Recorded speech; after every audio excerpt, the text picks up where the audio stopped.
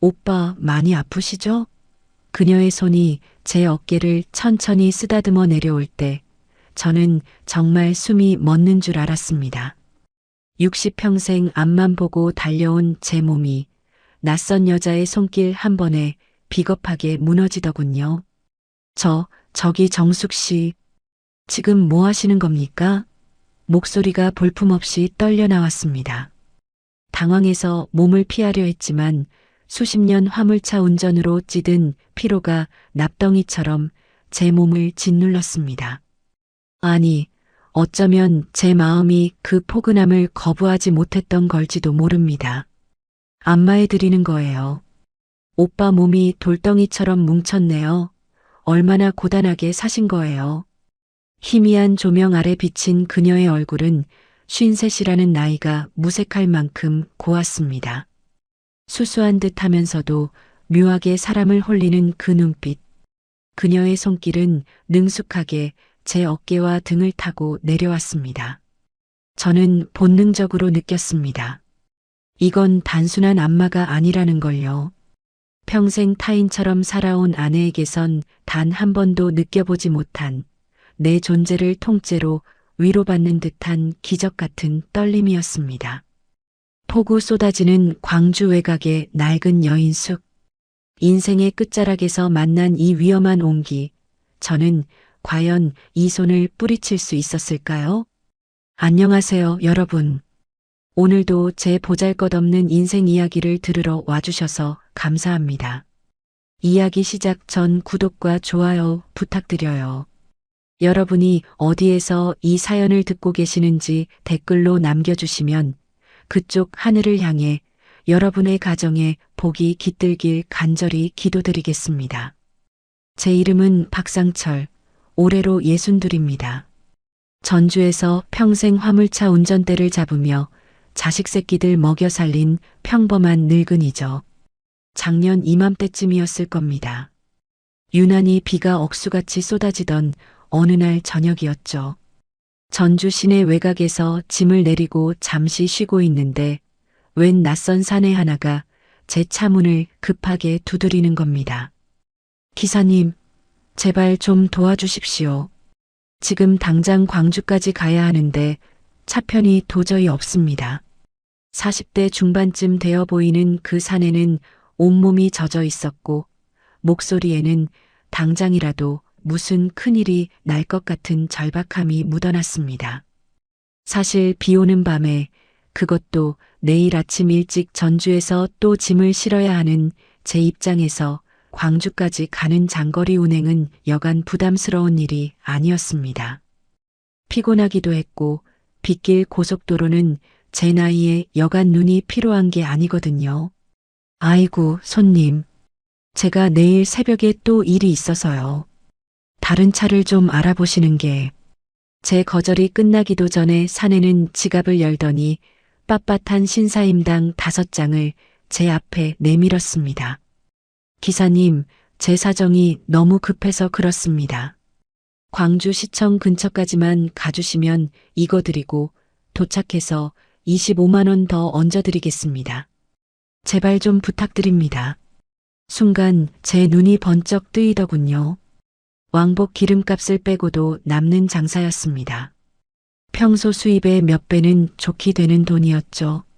솔직히 말씀드리면 그 돈도 돈이지만 집에 일찍 들어가 봤자 반겨줄 사람 하나 없는 현실이 저를 더 흔들었습니다. 집에 가봤자 아내는 눈도 안 마주치고 드라마만 볼 것이고 각방 쓴 지 10년이 다 되어가는 썰렁한 침대만이 저를 기다리고 있을 터였죠. 차라리 비 오는 날 분위기나 잡으며 돈이라도 벌어오자. 저는 결국 그 사내를 조수석에 태우고 광주로 향했습니다. 빗줄기는 갈수록 굵어지고 와이퍼가 쉴 새 없이 움직였지만 제 마음속에는 묘한 해방감마저 들더군요. 광주로 가는 내내 사내는 뒷좌석에서 누군가와 다급하게 통화를 했습니다. 돈 문제인지 여자 문제인지 알 수는 없었지만 그의 절박한 대화 소리가 빗소리와 섞여 차 안을 가득 채웠습니다.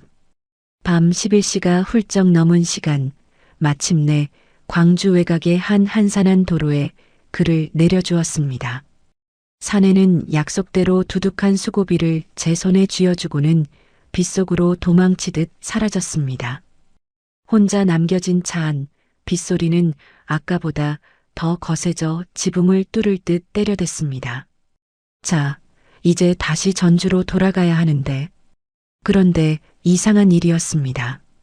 갑자기 안개가 한치 앞도 안 보일 정도로 자욱하게 깔리기 시작하더니 노안이 온 제 눈으로는 도저히 고속도로를 탈 엄두가 나지 않는 겁니다.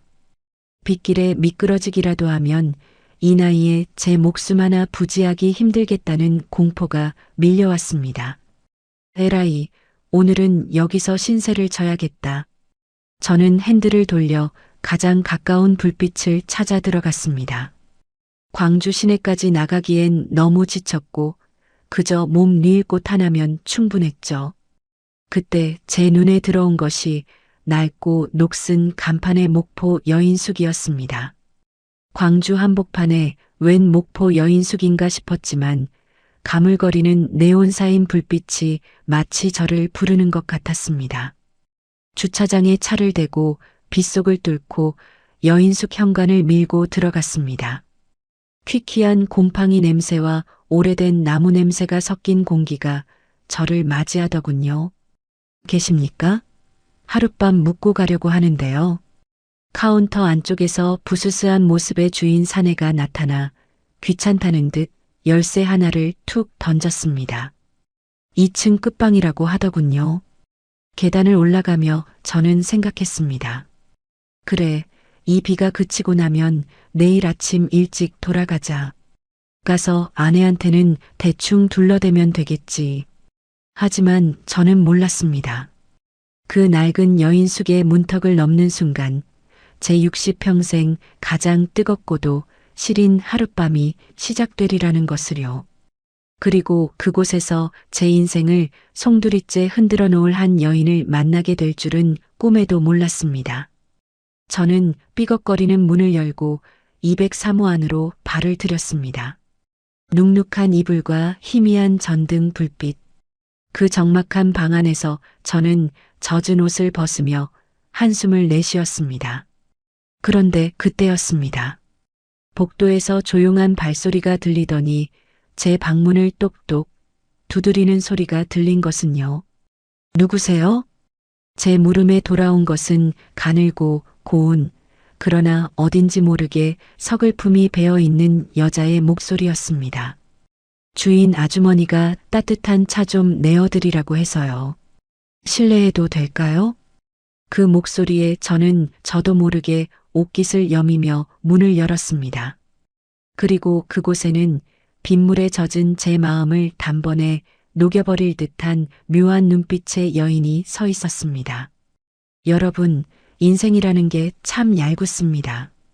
그저 돈 몇 푼 더 벌어보겠다고 나선 길이었는데 하늘이 제 발길을 아예 묶어버릴 줄은 몰랐거든요. 광주 외곽의 으슥한 길가에 손님을 내려주고 돌아서는데 이건 뭐 비가 오는 수준이 아니라 하늘에 구멍이 난 것 같았습니다. 와이퍼를 가장 빠르게 돌려도 앞유리에 쏟아지는 물폭탄 때문에 앞이 하나도 안 보였어요. 게다가 안개는 왜 그렇게 지독하게 끼는지 라이트를 켜도 하얀 벽을 마주보고 서 있는 기분이었습니다. 아이고, 이거 큰일 났네. 이러다 사고 나면 번 돈보다 수리비가 더 나오겠어. 핸들을 잡은 손에 힘이 잔뜩 들어갔습니다. 62세. 이제는 순발력도 예전 같지 않고 눈도 침침한 나이 아닙니까? 억지로 전주까지 가보려 했지만 차체가 휘청거릴 정도로 바람까지 불어대니 도저히 안 되겠다 싶더군요. 저는 결국 국도변 옆으로 차를 천천히 몰았습니다.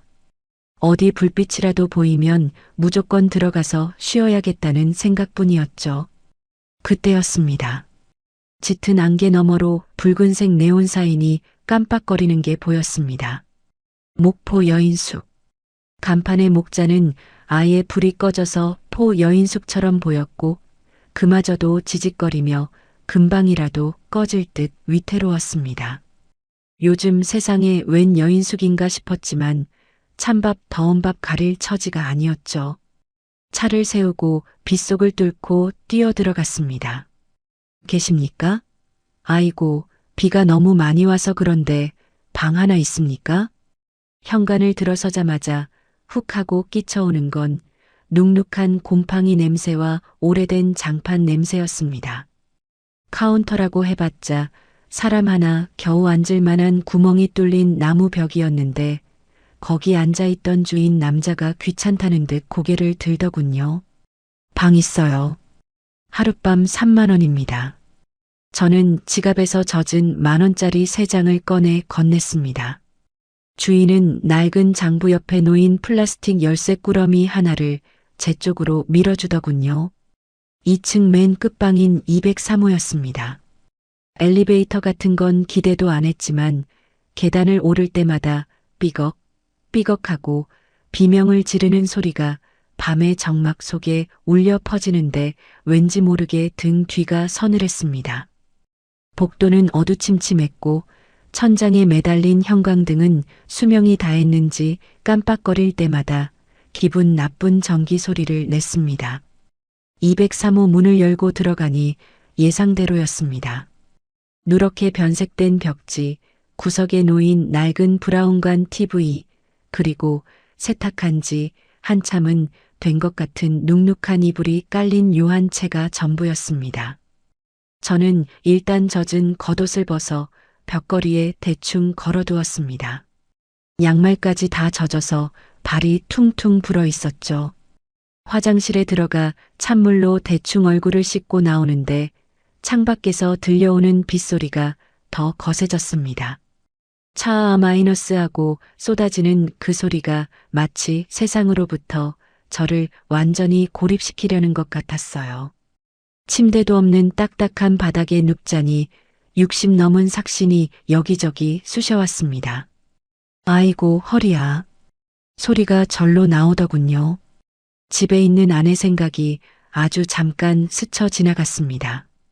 전화라도 한 통 해줘야 하나 싶다가도 어차피 비 오는데 왜 안 오냐는 타박이나 거기서 자든 말든 알아서 해라는 차가운 대답만 돌아올 게 뻔했습니다. 우리는 이미 서로에게 남보다 못한 존재가 된 지 오래였으니까요. 천장의 얼룩을 멍하니 바라보고 있었습니다. 빗소리는 점점 더 요란해졌고 여인숙의 낡은 창문은 바람에 흔들리며 덜컹덜컹 소리를 냈습니다. 이 낯선 도시, 광주의 외곽 이름 모를 여인숙 방구석에 홀로 누워있는 제 처지가 참으로 처량하게 느껴졌습니다. 인생 참 더덥다. 자식들 다 키워놓고 나면 편할 줄 알았는데 남은 건 낡은 화물차 한 대랑 이쑤시는 허리뿐이구나. 그런 생각에 잠겨 눈을 감으려는데 갑자기 복도 끝에서부터 발소리가 들려왔습니다. 벅 소리를 내며 다가오던 발소리가 제 방문 앞에서 딱 멈추더군요. 저는 숨을 죽였습니다. 이런 허름한 여인숙은 가끔 취객들이 방을 잘못 찾기도 하고 험한 사람들이 드나들기도 하니까요. 긴장해서 몸을 일으키려는데 문 밖에서 조심스러운 노크 소리가 들렸습니다. 똑똑똑. 아주 작고 조심스러운 소리였습니다. 저는 마른 침을 삼키며 목소리를 가다듬고 물었습니다. 누구세요? 사람 있습니다. 그러자 문 너머에서 아주 부드럽고 어딘지 모르게 나른한 여자의 목소리가 들려왔습니다. 아이고 손님. 놀라셨죠? 주인 아주머니가 오늘날도 굽고 손님도 없는데 먼 길 오신 것 같다고 따뜻한 찬물 좀 넣어드리라고 해서요. 문 좀 잠시 열어주시겠어요? 여자 목소리였습니다. 그것도 아주 차분하고 고운 목소리. 저는 의아했습니다. 이런 여인숙에서 야밤에 차 서비스를 해준다는 소리는 들어본 적이 없었거든요. 하지만 그 목소리가 너무나 정중해서 그리고 왠지 모를 따뜻함이 느껴져서 저는 거절할 수가 없었습니다. 저는 헝클어진 머리를 대충 손질하고 천천히 문 쪽으로 다가갔습니다. 문고리를 돌리는 제 손이 미세하게 떨렸습니다. 낡은 문이 끼잉 마이너스 소리를 내며 열렸고 복도의 희미한 전등빛 사이로 한 여자의 실루엣이 보였습니다. 그녀는 쟁반 위에 찻잔 2개를 받쳐들고 서 있었습니다. 실례합니다. 비가 너무 많이 오죠? 그녀가 고개를 들며 저를 향해 살짝 미소를 지었습니다. 50대 초반쯤 되어 보이는 얼굴, 화려하진 않지만 이목구비가 뚜렷한 미인이었습니다. 지난 세월의 풍파를 겪은 듯 눈가에는 잔주름이 있었지만 그 눈동자만큼은 깊고 맑아 보였죠. 저는 그 여자의 분위기에 압도되어 한동안 아무 말도 못하고 멍하니 서 있었습니다. 제 평생 이런 묘한 느낌을 주는 여자는 처음이었거든요. 그녀는 제 당황한 기색을 눈치챘는지 가볍게 웃으며 방 안으로 발을 들였습니다. 어머, 방이 너무 썰렁하네요. 보일러 좀 세게 틀어달라고 할걸.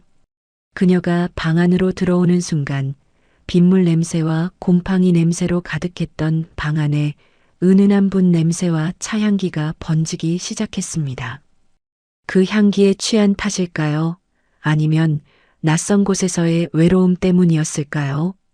저는 그녀를 막아서지 못했습니다. 아니, 오히려 그녀가 이 방의 정막을 깨주길 바랐는지도 모릅니다. 그녀가 쟁반을 내려놓고 저를 돌아보며 말했습니다. 기사님이시죠? 옷이 다 젖으셨네. 그러다 감기 걸리세요. 그 걱정 섞인 한마디가 제 가슴팍을 툭 하고 건드리는 것 같았습니다. 저는 서둘러 그녀의 시선을 피하며 자리에 앉으려 했습니다.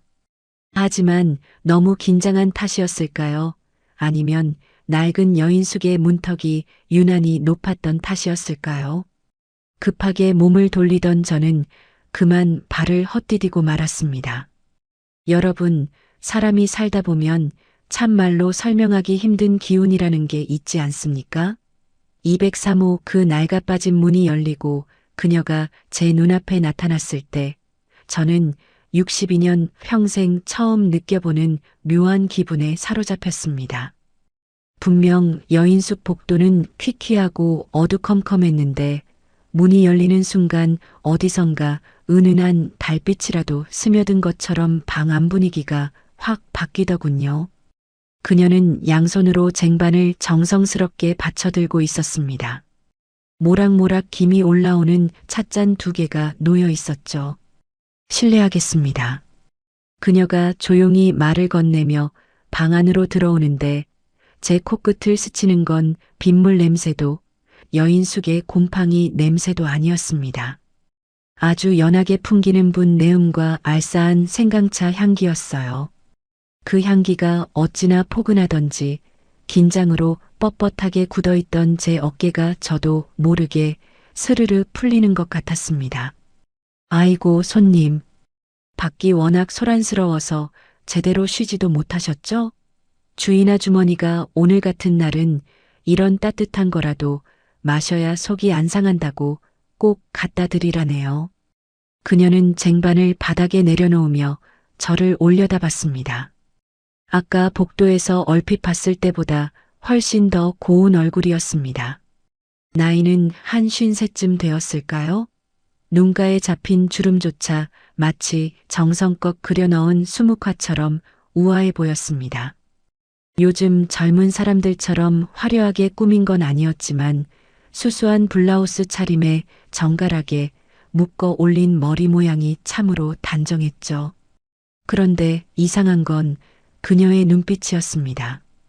웃고는 있는데 어딘가 모르게 깊은 사연을 품은 듯 쓸쓸해 보이기도 하고 또 한편으로는 저 같은 뜨내기 손님을 무장해제시키는 아주 묘한 힘이 있었거든요.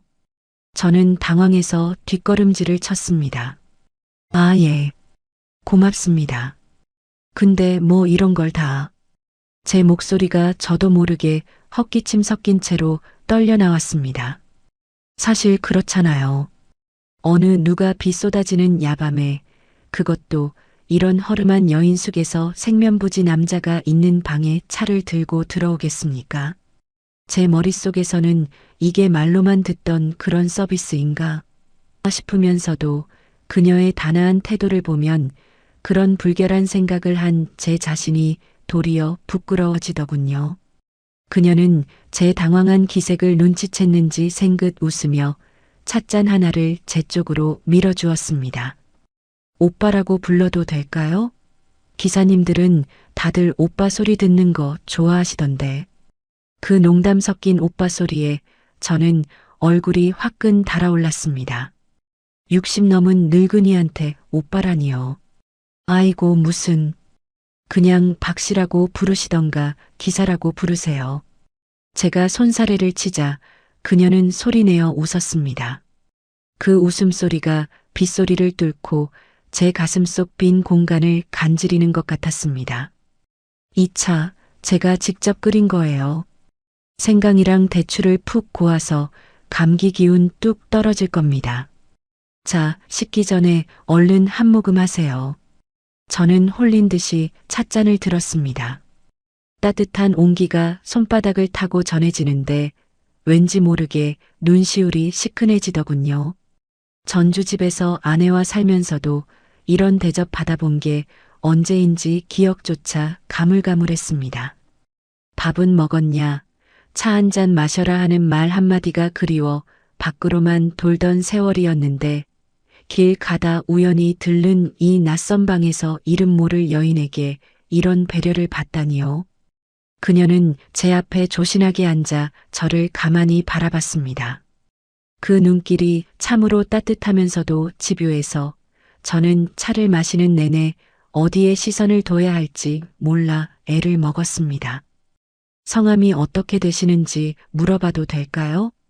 제 물음에 그녀는 자기 찻잔을 만지작거리며 대답했습니다. 정숙이에요. 이 여인숙에서 일 도와주면서 지내고 있어요. 정숙. 이름처럼 참 정숙해 보이는 분이었습니다. 하지만 그녀가 뿜어내는 그 묘한 분위기, 사람의 마음을 꿰뚫어 보는 듯한 그 깊은 눈망울은 도저히 평범한 일꾼의 것이 아니었습니다. 왠지 모를 신비로움에 저는 점점 그녀가 궁금해졌습니다. 비는 여전히 창문을 때리고 있었고 낡은 방 안은 오직 두 사람의 숨소리와 차 마시는 소리뿐이었습니다. 저는 그녀의 시선을 피하려 괜히 방 안을 둘러보다가 일어서려 했습니다. 아, 예. 정숙 씨, 차 잘 마셨습니다. 이제 그만 가보셔도. 그런데 그 순간이었습니다. 마음은 급한데 좁은 방 안에서 몸을 뒤틀다 보니 발밑에 놓인 쟁반을 미처 보지 못했습니다. 당황해서 발을 떼는 순간 제 중심이 휘청하며 무너졌습니다. 아, 그 소리가 입 밖으로 터져 나오기도 전에 제 몸은 낡은 문턱 쪽으로 사정없이 쏠리고 말았습니다. 여러분, 인생이 참 각본 없는 드라마라더니 그 말이 딱 맞습디다. 그 정숙 씨라는 여자의 묘한 눈빛에 홀려 정신을 못 차리다가 이제 그만 가보셔도 된다고 서둘러 일어서려던 게 화근이었어요. 마음은 급한데 몸은 낡은 화물차처럼 삐걱거렸죠. 좁은 방 안에서 몸을 확 돌리는데 그만 제 발끝이 높디 높은 문턱에 걸리고 만 겁니다. 으악! 짧은 비명과 함께 제 몸이 허공으로 붕 뜨는가 싶더니 콰당 소리를 내며 바닥으로 처박혔습니다. 그때 왼쪽 발목에서 우두둑하는 기분 나쁜 소리가 방 안을 울렸어요. 순간 눈앞이 노랗게 변하면서 숨이 턱 막히는 통증이 밀려왔습니다. 60평생 큰 사고 한 번 없이 운전대 잡던 저인데 이 낯선 타지 여인숙 방구석에서 이렇게 허무하게 고꾸라질 줄이야 누가 알았겠습니까? 아이고 오빠, 괜찮으세요? 정숙 씨가 비명을 지르며 제게 달려왔습니다. 통증 때문에 얼굴을 일그러뜨리고 발목을 감싸 쥔 채 뒹굴고 있는 저를 보며 그녀는 한치의 망설임도 없이 제 곁에 무릎을 꿇고 앉더군요. 가만히 계세요. 움직이면 더 다쳐요. 어디 봐요, 여기에요? 그녀의 손이 제 발목에 닿았습니다.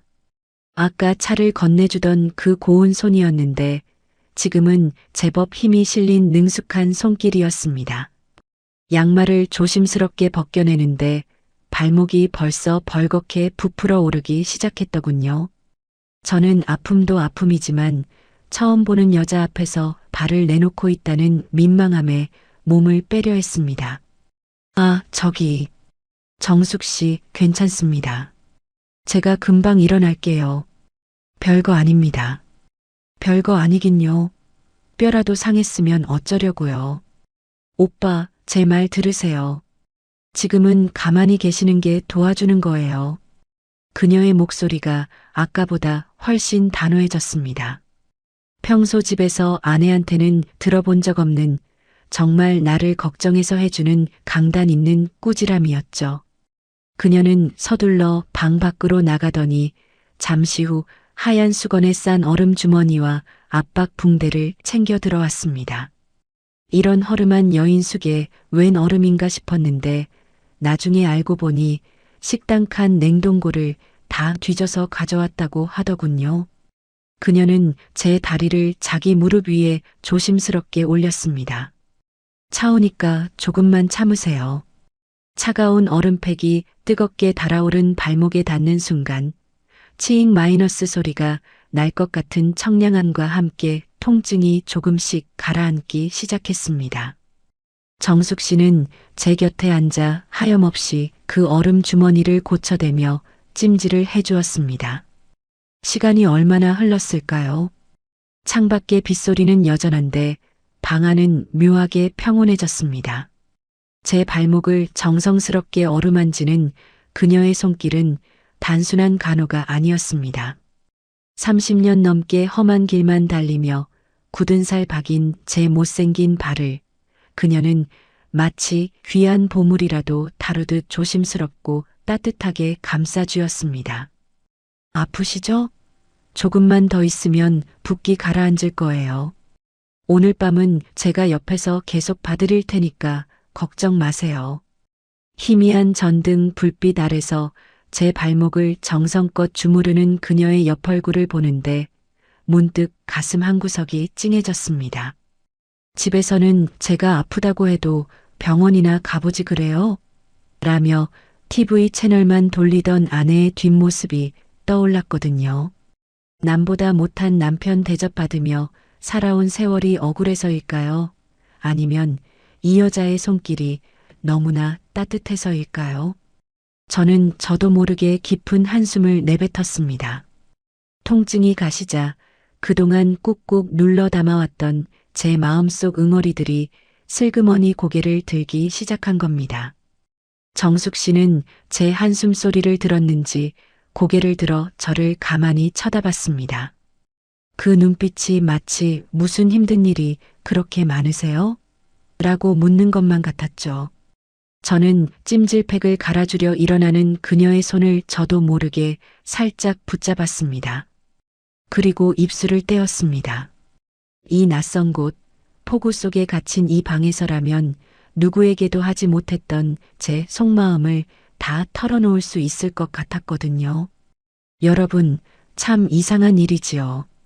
평생을 같이 산 아내한테도 입 밖으로 꺼내지 못했던 말들이 오늘 처음 본 이 여자 앞에서는 복물 터지듯 쏟아져 나오니 말입니다.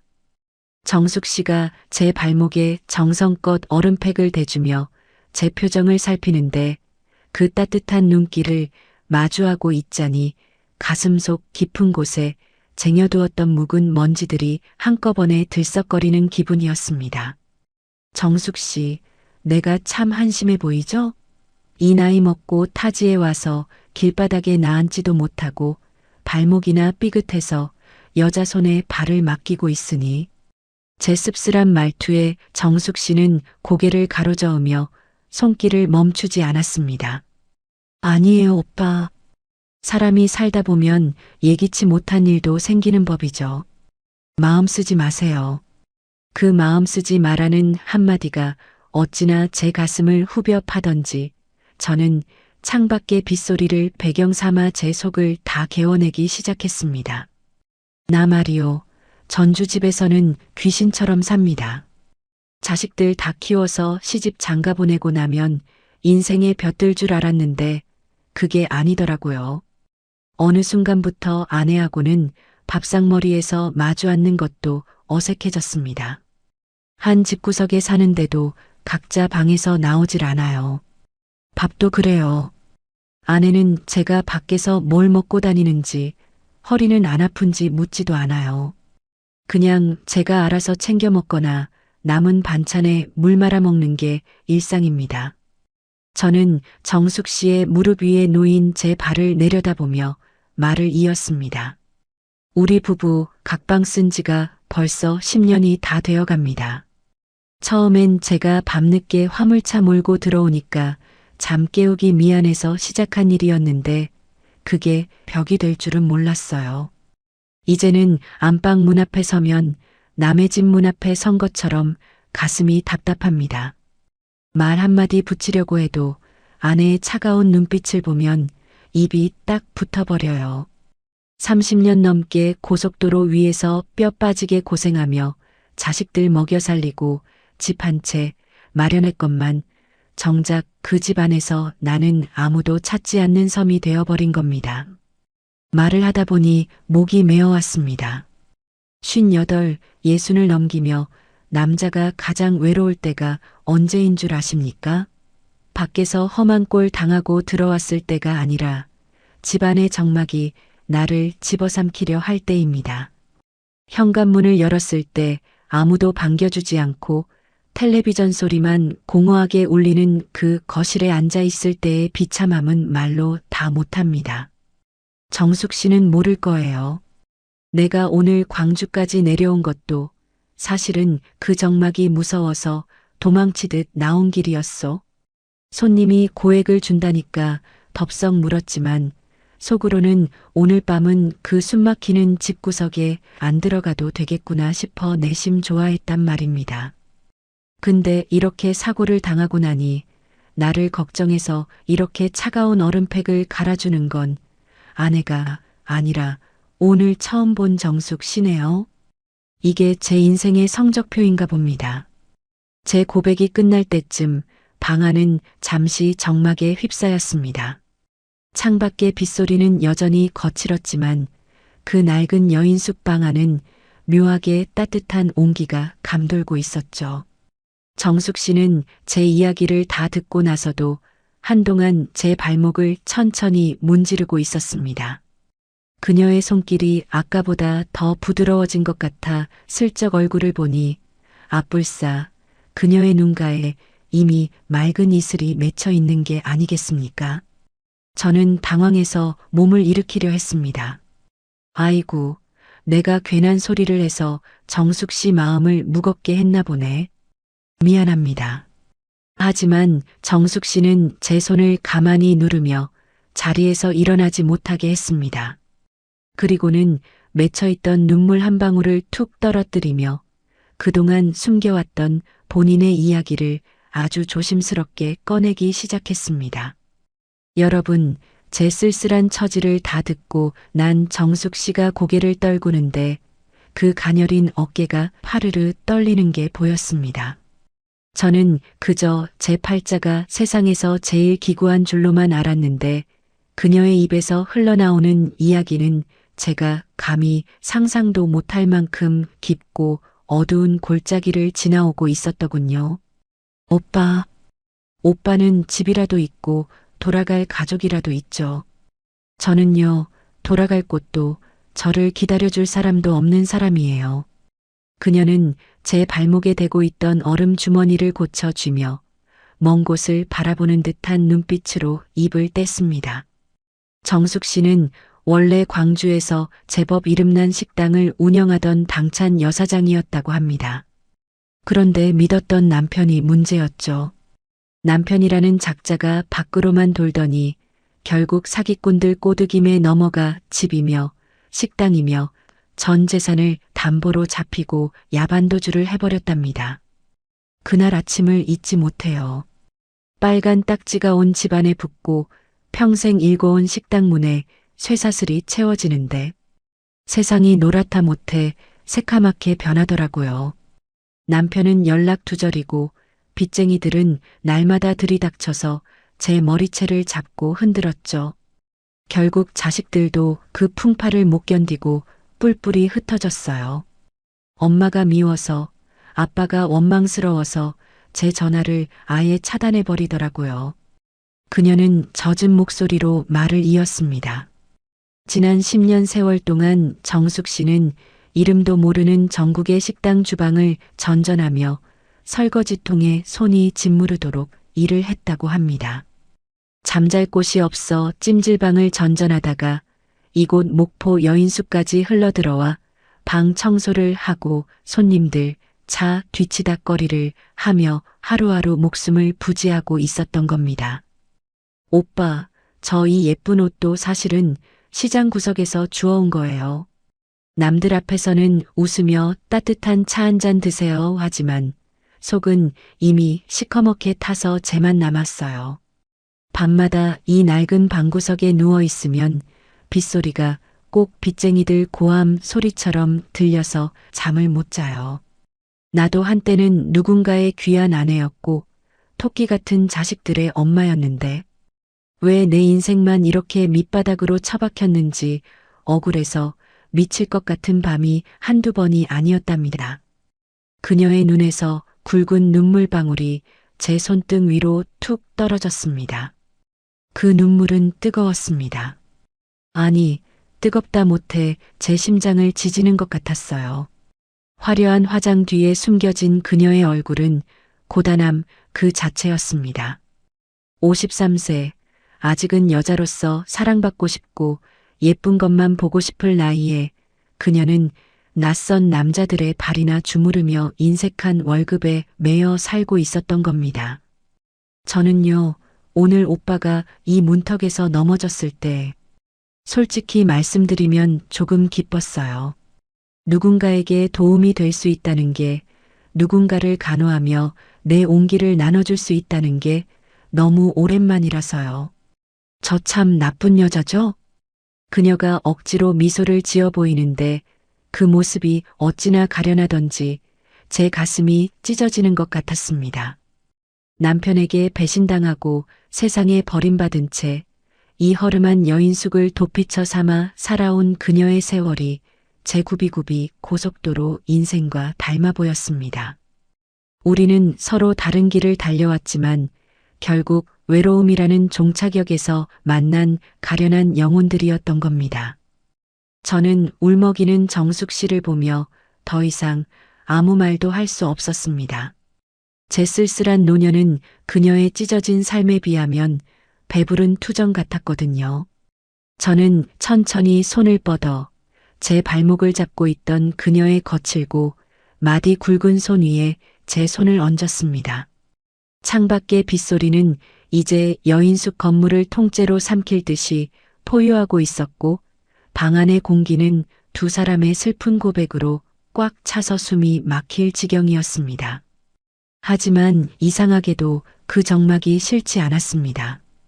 오히려 그 빗소리가 우리 두 사람의 비밀을 세상으로부터 꼭꼭 숨겨주는 든든한 울타리처럼 느껴졌죠.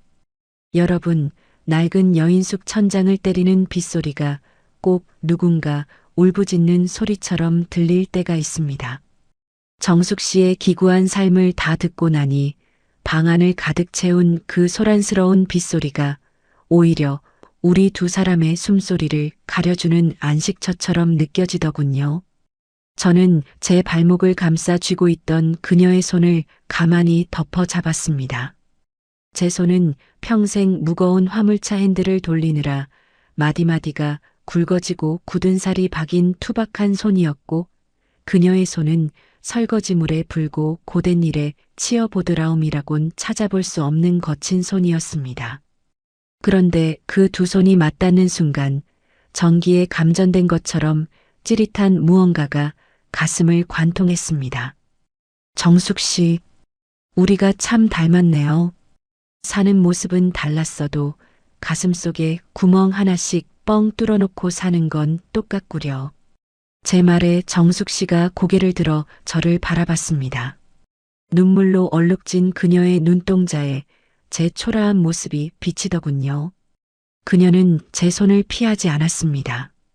오히려 그 가느다란 손가락으로 제 거친 손등을 조심스럽게 쓰다듬어 내려왔습니다.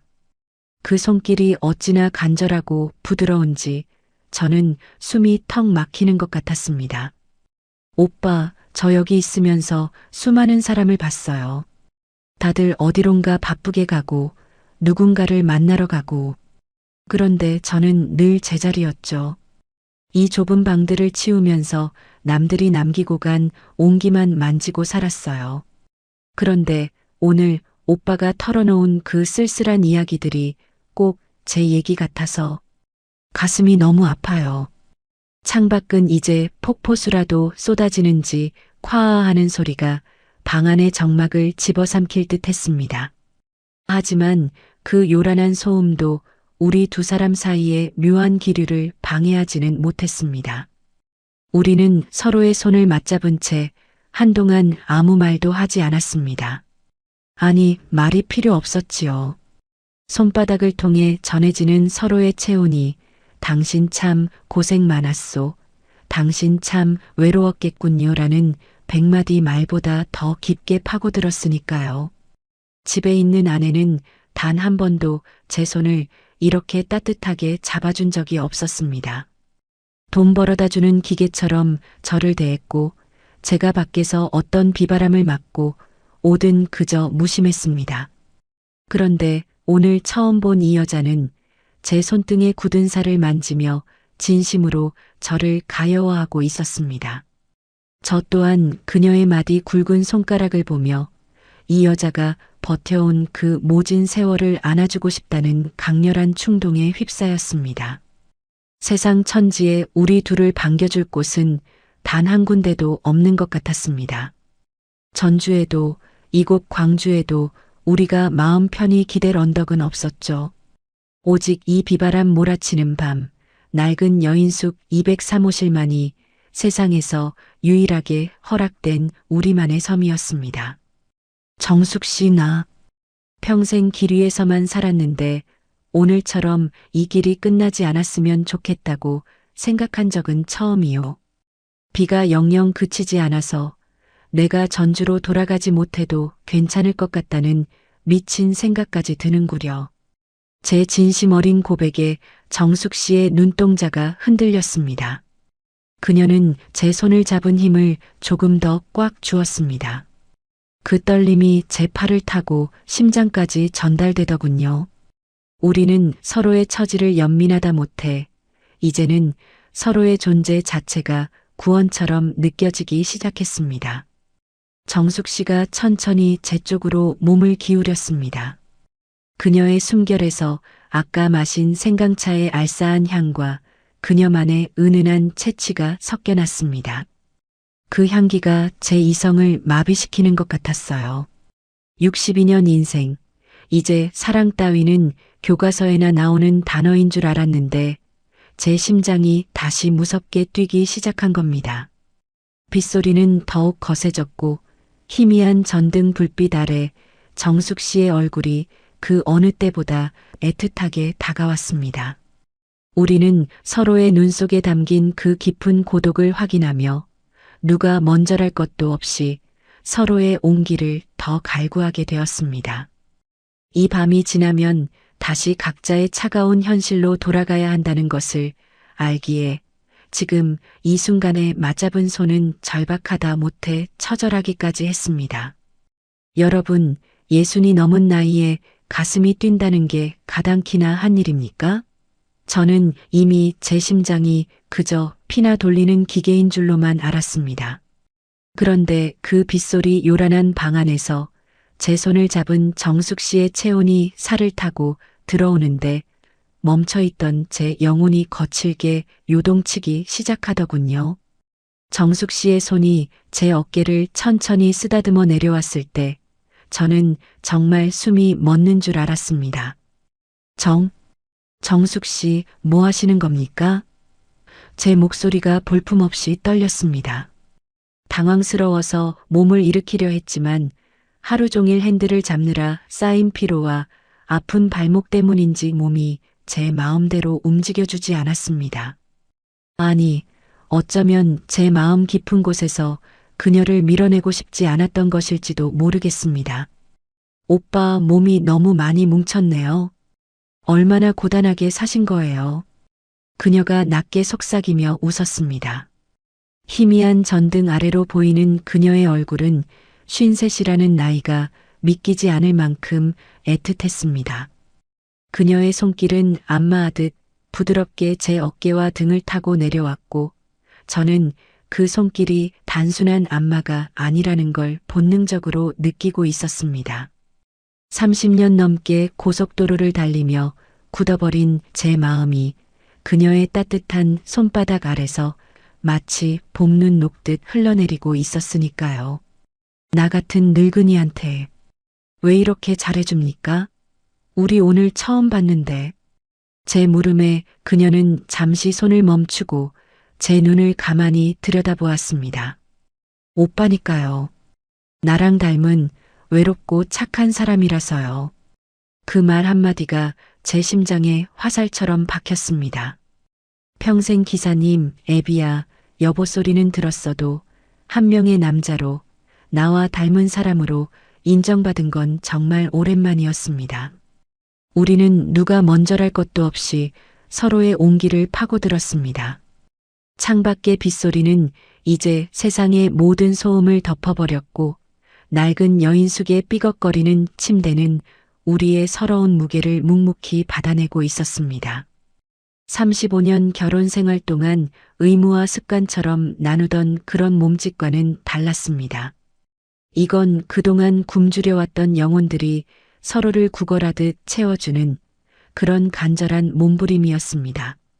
제 거친 손이 그녀의 고운 살결에 닿을 때마다 저는 제가 살아있다는 걸 뼈저리게 느꼈습니다. 그녀 역시 제 품 안에서 어린아이처럼 흐느끼며 제 등에 손톱 자국을 남겼습니다. 오빠, 나 너무 외로웠어요. 너무 무서웠어요. 그녀의 울음 섞인 고백이 제 가슴팍을 적셨고 저는 그 눈물을 다 닦아주고 싶어 그녀를 더 꽉 안았습니다. 58배 남자와 53세 여자. 남들이 보면 흉측하다 손가락질할지도 모를 황혼의 사랑이었지만 그 순간 우리에게는 이 낡은 방이 천국보다 더 아늑했습니다. 짓물러진 가슴끼리 맞대고 서로의 상처를 혀로 하차주듯 우리는 밤새도록 사랑을 나눴습니다. 빗소리가 잦아들고 새벽 안개가 창문을 적실 때까지 우리는 단 한순간도 서로를 놓지 않았습니다. 평생 차가운 운전대만 잡고 살았던 제 인생에 이런 날이 올 줄은 몰랐습니다. 아침이 오지 않기를, 이 어둠이 영원히 우리를 감춰주기를 기도하며 저는 그녀의 머리카락을 쓸어넘겼습니다.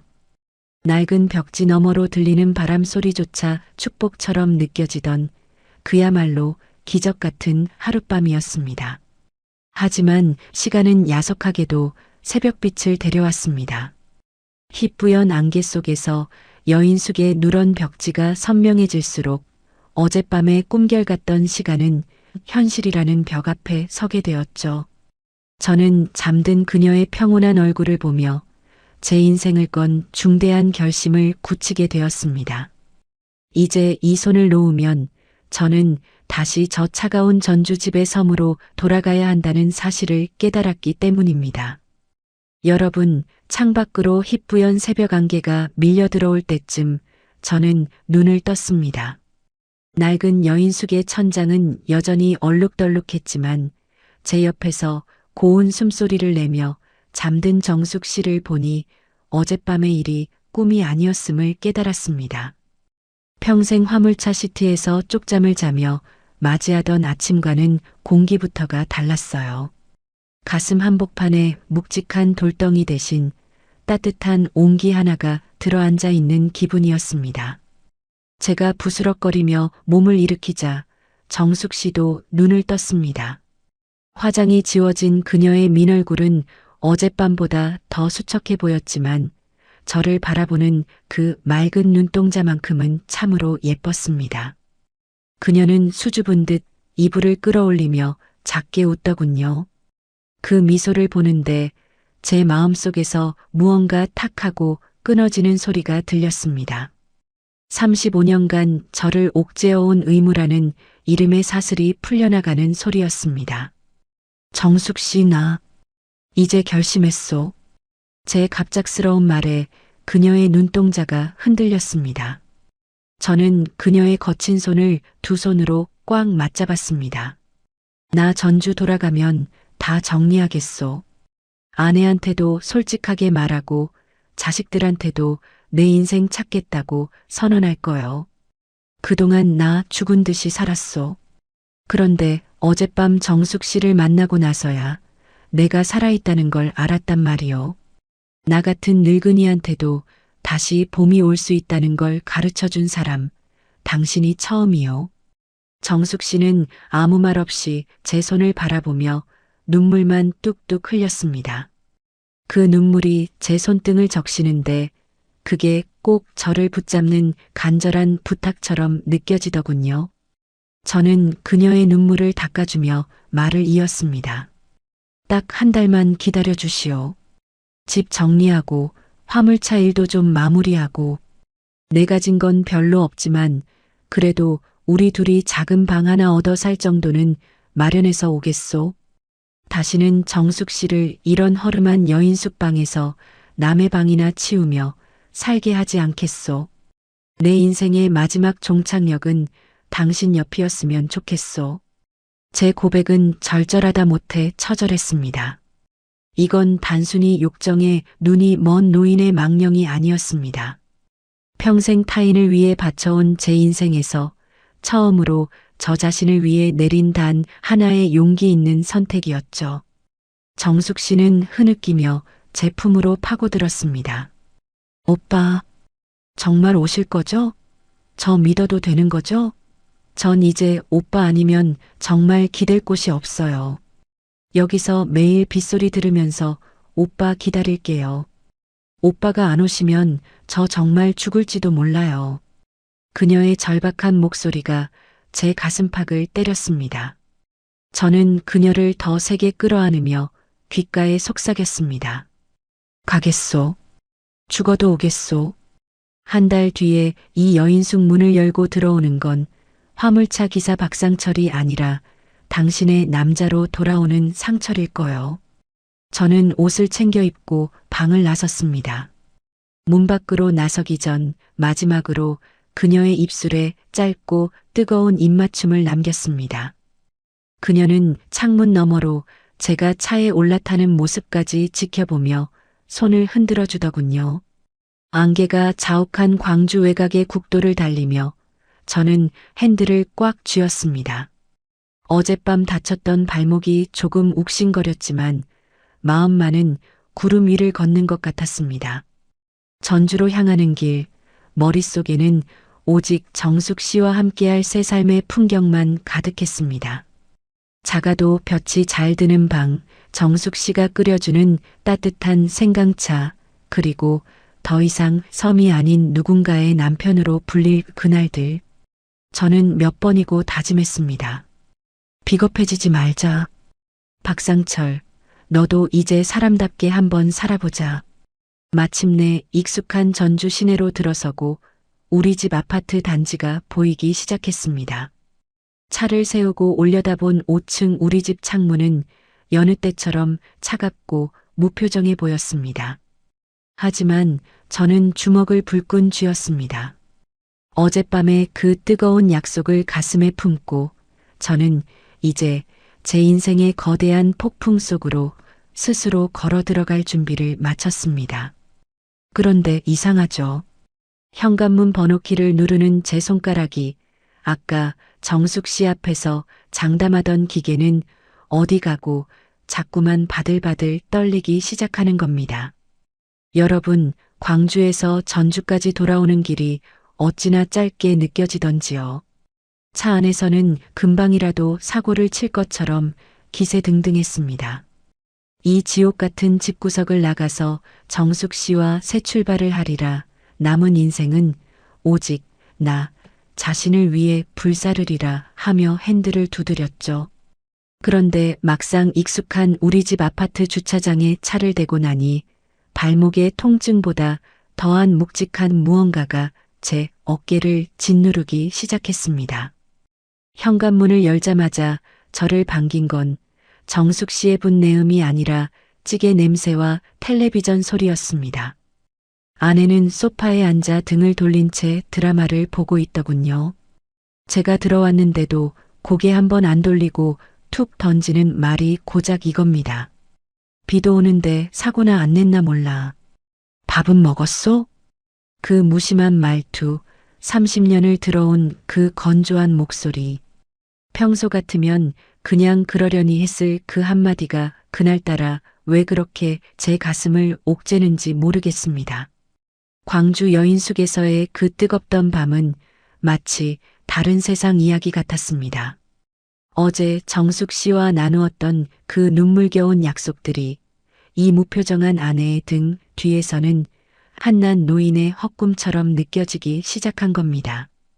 이튿날은 주말이라 출가했던 자식들이 손주들을 데리고 들렀습니다. 거실은 금세 북새통이 되었죠. 아빠, 이번에 광주 갔다 오셨다면서요? 돈 많이 벌어오셨어요? 아들은 제 지갑 사정부터 묻고 며느리는 아이들 챙기느라 정신이 없습니다.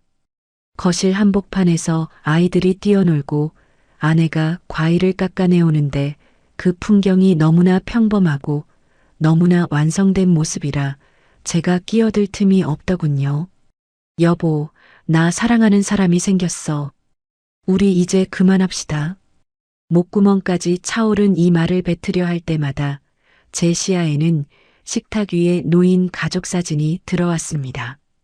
제가 30만 킬로미터를 뛰며 일궈낸 이 가정이 제가 입 한 번 잘못 뻥긋하면 와르르 무너져 내릴 것 같다는 공포가 저를 덮쳤습니다. 정숙 씨와 함께할 새 삶은 찬란한 빛이었는데 지금 제가 발 딛고 서 있는 이 현실은 거대한 쇠사슬이었습니다.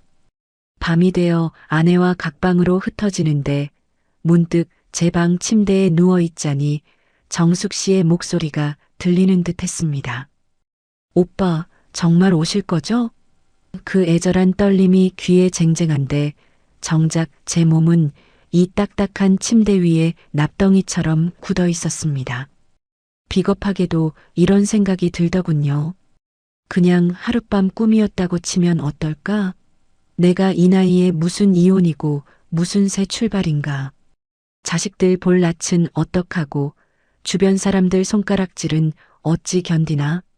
용기는 비바람이 그치듯 잠잠해졌고 그 자리를 채운 건 비루한 두려움이었습니다. 거울 속 제 모습은 이제 사랑에 목숨 걸 청년이 아니라 그저 가정을 지켜야 하는 늙고 지친 가장일 뿐이었습니다. 정숙 씨의 얼굴이 떠오를 때마다 죄책감이 가슴을 찔렀지만 동시에 아내와 자식들이 내뱉을 비난의 목소리가 환청처럼 들려와 제 입을 틀어막았습니다. 휴대폰이 진동할 때마다 가슴이 철렁 내려앉습니다. 발신인을 확인하지 않아도 알 수 있었습니다. 광주에서 온 연락이겠지요.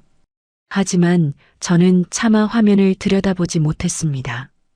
현실이라는 차가운 벽 앞에서 저는 다시 제가 살던 감옥 같은 섬으로 스스로 걸어 들어가 문을 잠가버리고 말았습니다.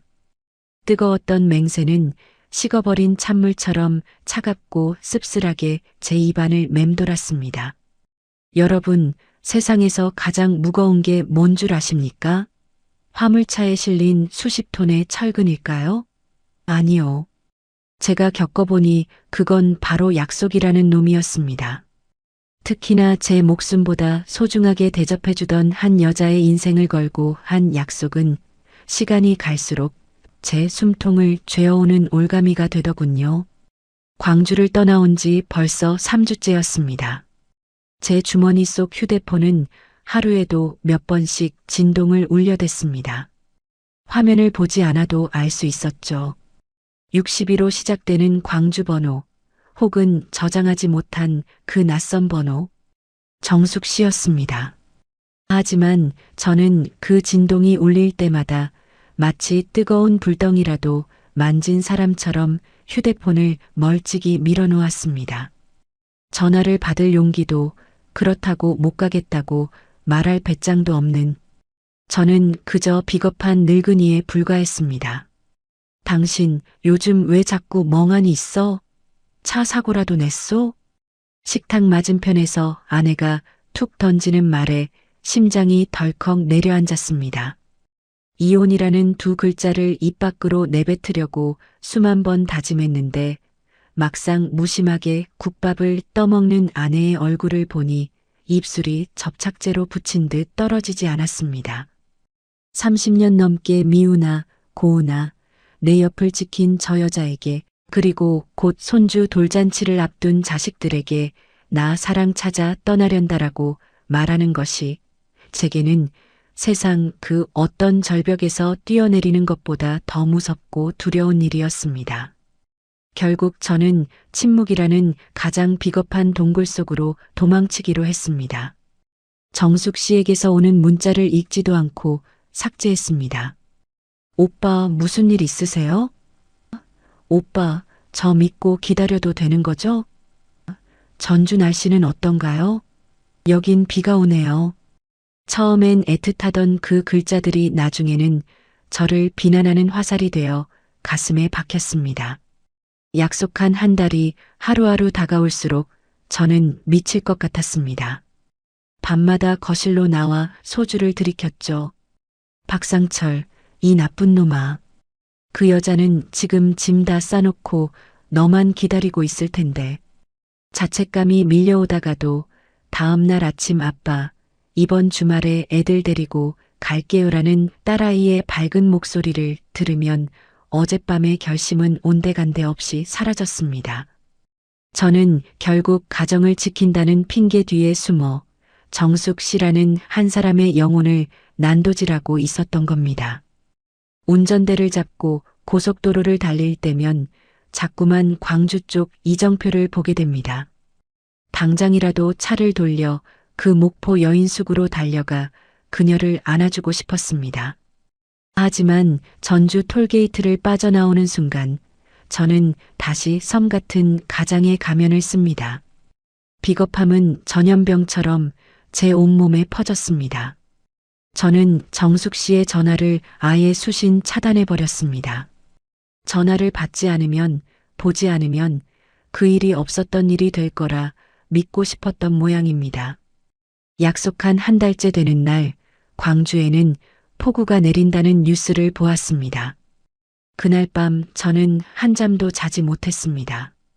낡은 203호실 창가에 앉아 하염없이 문 쪽을 바라보고 있을 그녀의 모습이 떠올라 가슴이 갈기갈기 찢어지는 것 같았거든요. 하지만 저는 끝내 집 대문을 열고 나가지 못했습니다. 그렇게 한 달이 지나고 두 달이 되어갈 무렵 제 휴대폰의 진동은 더 이상 울리지 않게 되었습니다. 정숙 씨도 이제는 안 것이겠지요. 제가 오지 않을 것이라는 걸, 제 약속이 빗물에 씻겨 내려간 허무한 소리였다는 걸 말입니다. 침묵으로 도망친 제 대가는 혹독했습니다. 이제 제 마음속에는 아내와의 불통보다 더 무거운 정숙 씨를 향한 살인적인 죄책감이 자리 잡게 되었습니다. 참다 못한 어느 날 밤, 저는 도저히 견딜 수 없는 가슴의 통증을 느끼며 자리에서 일어났습니다. 비겁하게 숨어 지낸 세월을 보상하기 위해서가 아니라 그저 그녀가 살아있는지, 밥은 먹고 있는지 확인이라도 해야 제가 숨을 쉴 수 있을 것 같았습니다. 저는 아내가 잠든 틈을 타 몰래 차 키를 챙겨 들었습니다. 여러분, 소 잃고 외양간 고친다는 말이 이토록 뼈에 사무칠 줄은 몰랐습니다. 비겁함이라는 굴 속에 숨어 두 달을 보냈더니 가슴 한복판이 썩어 문드러지는 것 같더군요. 밤마다 정숙 씨의 눈망울이 천장에 어른거려 도저히 살 수가 없었습니다. 결국 저는 아내가 잠든 새벽 도망치듯 차를 몰아 다시 광주로 향했습니다. 그날처럼 비가 내리지는 않았지만 안개는 여전히 지독했습니다. 엑셀을 밟는 발이 파르르 떨리더군요. 정숙 씨가 나를 보면 뺨이라도 한 대 때려줬으면 좋겠다. 차라리 나쁜 놈이라고 소리라도 질러줬으면 좋겠다 하는 생각뿐이었습니다. 2달 전, 1달 뒤에 꼭 오겠다고 맹세했던 그 길을 다시 달리며 저는 제 손등을 수없이 내리쳤습니다. 이 나쁜 놈아, 이 비겁한 놈아. 드디어 눈에 익은 목포 여인숙 간판이 보였습니다. 여전히 목자는 불이 꺼진 채 지직거리고 있었죠. 차를 세우자마자 저는 숨이 턱 밑까지 차오르도록 계단을 뛰어 올라갔습니다. 2층 복도 203호실 앞. 심장이 터질 것 같아 잠시 숨을 고르고는 조심스럽게 문을 두드렸습니다. 정숙 씨, 저예요. 전주 박 기사예요. 하지만 돌아오는 건 정막뿐이었습니다. 다시 한번, 이번엔 좀 더 크게 두드렸습니다. 정숙 씨, 안에 계세요? 그때였습니다. 뒤쪽 복도 끝에서 빗자루질하던 주인 남자가 무심하게 고개를 들더군요. 아, 그 아줌마 찾는 거요? 없어요. 떠난 지 한참 됐는데. 순간 머릿속이 하얘졌습니다. 떠나다니요? 어디로요? 1달만 기다리기로 했었는데. 제 목소리가 볼품없이 갈라져 나왔습니다. 주인 남자는 귀찮다는 듯 빗자루를 벽에 기대 놓으며 말을 이었습니다. 1달? 그 아줌마 1달 동안 매일같이 저 현관문 앞에 앉아서 누굴 기다리더니만 보름 전쯤인가 먼 친척 집으로 간다면서 짐 싸서 나갔소. 어디로 가는지 연락처가 뭔지 하나도 안 남기고 말이요. 하도 애처롭게 기다리길래 내가 다 안쓰러웠는데 결국 안 오나 보네 하고 포기한 모양이지. 저는 그 자리에 주저앉을 뻔했습니다. 그녀가 보낸 그 1달. 제가 비겁하게 휴대폰 전화를 차단하고 가족들과 웃으며 밥을 먹던 그 시간 동안 정숙 씨는 이 낡고 어두운 여인숙 문턱에 앉아 제가 오기만을, 제 차 소리만 들리기를 하염없이 기다렸던 겁니다. 그 보름 전이라는 말이 가시가 되어 제 심장을 후벼 팠습니다. 조금만 더 빨리 용기를 냈더라면, 단 하루라도 먼저 달려왔더라면 그녀를 붙잡을 수 있었을까요? 저기, 혹시 나한테 남긴 말 같은 건 없었나요? 종이라도 쪽지라도. 제 간절한 물음에 주인 남자는 바지 주머니를 뒤적이더니 꼬깃꼬깃한 종이 1장을 내밀었습니다. 아, 이거 나가던 날 카운터에 두고 갔던데. 주인이 오면 전해주라나 뭐라나. 떨리는 손으로 종이를 펼쳤습니다.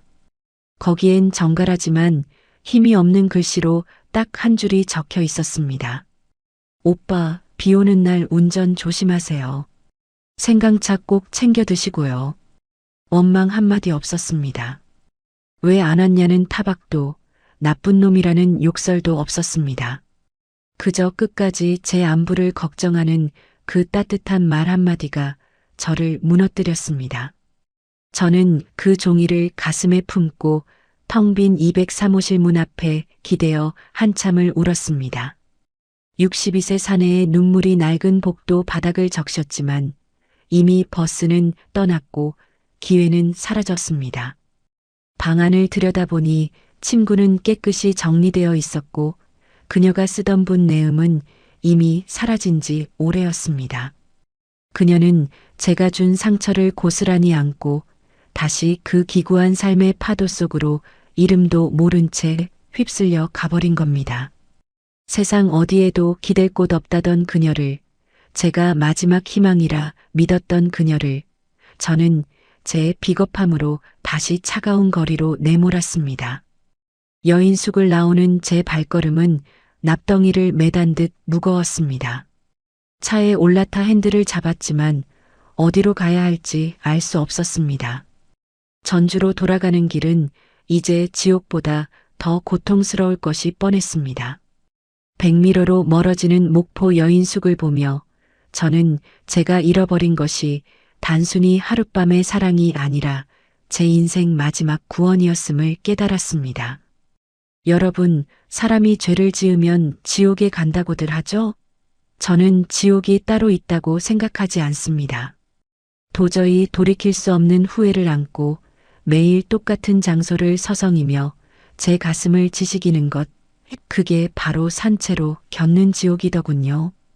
정숙 씨가 흔적도 없이 사라진 뒤로 제 삶은 시동이 꺼진 화물차처럼 멈춰버렸습니다. 아니, 껍데기만 전주 집을 오갈 뿐, 제 넋은 여전히 광주 외곽 그 낡은 여인숙 복도에 머물러 있었습니다. 그날 이후로 저는 광주 방향으로 가는 일감이라면 무조건 먼저 손을 들고 나섭니다. 동료 기사들은 박 씨, 광주에 뭐 숨겨둔 보물이라도 있나 보네 하며 농을 던지지만 저는 그저 씁쓸하게 웃고 맙니다. 보물이라니요. 제가 그곳에 두고 온 건 제 평생에 단 한 번 찾아왔던 진실한 사랑이었고 제가 저지른 가장 추악한 비겁함이었습니다. 광주 톨게이트를 빠져나오면 제 발은 습관처럼 그 목포 여인숙으로 향합니다. 이제는 화물차를 멀찍이 세워두고 마치 범죄 현장을 다시 찾는 범인처럼 모자를 푹 눌러쓴 채 그 주변을 배회합니다. 혹시라도 정말 아주 낮은 확률이라도 그녀가 다시 돌아오지 않았을까, 아니면 근처 식당 어디에선가 설거지를 하고 있지는 않을까 하는 미친 기대감 때문이지요. 여인숙 앞 슈퍼 평상에 앉아 있으면 속이 타들어갑니다. 지나가는 여자들의 뒷모습만 봐도 심장이 덜컥 내려앉고 정숙 씨와 비슷한 실루엣만 보이면 저도 모르게 정숙 씨 하고 부르려다 입술을 깨뭅니다. 하지만 그럴 때마다 돌아오는 건 낯선 사람들의 경계 섞인 시선뿐이었습니다. 아저씨, 여기 뭐 볼 일 있어요? 며칠째 여기서 서성거리시네. 여인숙 주인이 저를 알아볼까봐 얼른 고개를 숙이고 돌아섭니다. 2달 전 그 뜨거웠던 맹세는 이제 비가 오면 욱신거리는 제 발목 통증처럼 제 몸에 박혀버렸습니다. 비가 쏟아지는 날이면 고통은 더 심해집니다. 와이퍼가 좌우로 흔들릴 때마다 오빠, 정말 오실 거죠? 하던 그녀의 목소리가 환청처럼 들려와 핸들을 잡은 손에 힘이 풀립니다. 제가 왜 그때 그렇게 비겁했을까요? 무엇이 그렇게 두려웠을까요? 이제와 생각해보면 아내의 눈총도 자식들의 비난도 정숙 씨를 잃은 이 상실감에 비하면 아무것도 아니었는데 말입니다. 저는 제 가정을 지킨 것이 아니라 제 비겁함을 지키느라 한 여자의 마지막 희망을 짓밟은 겁니다. 길가에 핀 이름 모를 꽃들을 봐도 정숙 씨 생각이 납니다.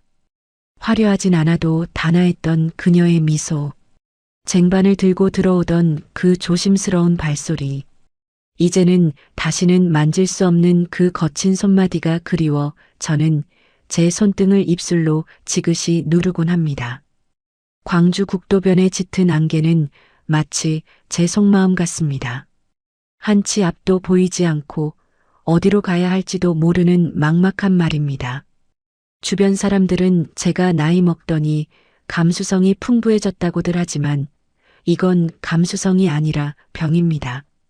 고칠 수 없는 불치병이죠. 저는 오늘도 광주 외곽의 편의점 앞에 차를 세우고 멀리 보이는 여인숙 간판을 하염없이 바라봅니다. 간판의 불빛은 이제 더 희미해져서 금방이라도 꺼질 듯 위태롭습니다. 제 인생의 봄날은 그 여인숙 203호에서 단 하룻밤 만에 끝나버렸습니다. 그리고 남겨진 건 평생을 짊어지고 가야 할 자책이라는 짐짝뿐입니다. 저는 이제 광주를 떠나 전주로 돌아가야 합니다. 그곳엔 여전히 차가운 정막이 저를 기다리고 있겠지요. 여러분, 세월이라는 놈은 참 공평하기도 하고 매정하기도 합디다. 그날 광주 외곽의 낡은 문턱에서 발목을 접질렸던 게 벌써 엊그제 같은데 어느덧 제 머리칼은 서리가 내려앉은 듯 허해졌고 기력은 예전 같지 않습니다.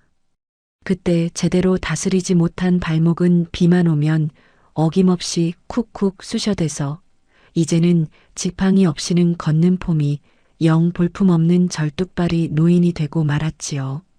화물차 운전대도 놓은 지 오래입니다. 이제는 집 안구석에 앉아 창밖이나 내다보는 게 일과가 되었는데 이 좁은 집구석이 예전보다 더 숨이 막힙니다. 식탁 앞에 앉으면 아내는 여전히 무표정한 얼굴로 김치보울과 식은 국 한 그릇을 툭 내놓습니다. 숟가락 부딪히는 소리만 공허하게 울리는 이 밥상머리에서 저는 가끔 밥알을 씹는 건지 모래알을 씹는 건지 분간이 안 갈 때가 있습니다. 밥이 차면 데워 먹든가 해요. 나 노인정 갈 거니까. 아내는 제 얼굴 한번 보지 않고 옷을 챙겨 나갑니다. 현관문 닫히는 소리가 쾅 하고 울리면 저는 텅 빈 거실에 홀로 남겨집니다. 그럴 때마다 제 코끝에는 환상처럼 은은한 생강차 향기가 번집니다. 그 눅눅하고 퀴퀴했던 목포 여인숙 203호, 거기서 정숙 씨가 조심스럽게 내밀었던 그 따뜻한 찻잔 말입니다. 그때 그 차는 참 달고도 매콤했지요. 60평생 누구에게도 받아보지 못한 오직 나라는 사람만을 위해 정성껏 끓여낸 그 온기. 지금 제 앞에 식은 국사발과는 비교도 할 수 없는 인생의 정수였습니다. 저는 이제 압니다. 그때 제가 놓친 건 하룻밤의 유흥이 아니라 제 메마른 영혼에 유일하게 비를 내려주던 단 한 사람의 진심이었다는 것을요. 가끔은 거울 속에 비친 제 늙은 얼굴을 보며 묻습니다. 상철아, 너 그때 왜 그랬냐? 왜 그 손을 놓고 도망쳤냐? 비겁하게 가정을 지킨답시고 돌아온 이곳에서 저는 여전히 이방인처럼 살고 있습니다. 자식들은 명절 때나 얼굴을 비추고 아내와는 한 지붕 아래 살면서도 남보다 못한 대화를 나눕니다. 겉으로는 멀쩡한 가정이지만 속은 이미 텅 비어버린 낡은 화물차 껍데기나 다름없습니다. 쑤셔오는 발목을 주무를 때면 정숙 씨의 그 마디 굵은 손길이 떠오릅니다. 오빠 차오니까 조금만 참으세요 하던 그 다정한 꾸지람. 만약 그때 제가 모든 걸 내던지고 그녀의 손을 잡았더라면 지금쯤 저는 어느 작고 볕 잘 드는 방에서 그녀와 함께 웃으며 차를 마시고 있었을까요?